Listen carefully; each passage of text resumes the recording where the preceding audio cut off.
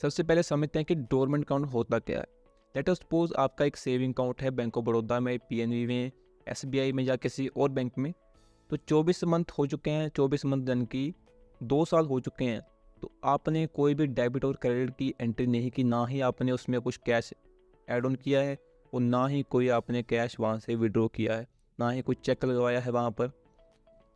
उस केस में बैंक क्या करेगा कि आपके अकाउंट को डोरमेंट कर देता है।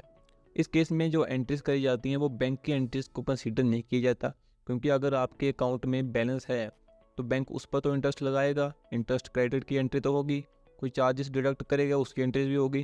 तो इन सब ट्रांजेक्शन को बैंक कंसीडर नहीं किया जाता करता, वही एंट्रीज को कंसीडर करता है जो कस्टमर के द्वारा करी जाती हो।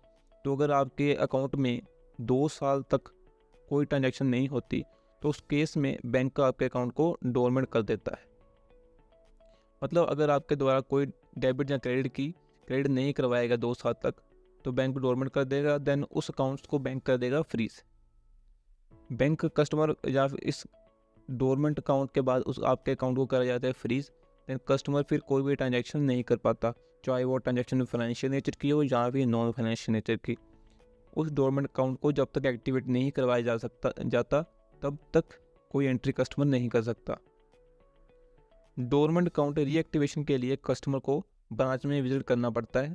रिक्वेस्ट फॉर्म के साथ साथ उसको अपने KYC document, self tested photograph, original document bank employ, bank staff के सामने प्रोड्यूस करने पड़ते हैं। देन उसके बाद फोटोकॉपी करवा कर सेल्फ टेस्ट करके सारे डॉक्यूमेंट प्रोड्यूस करने पड़ते हैं।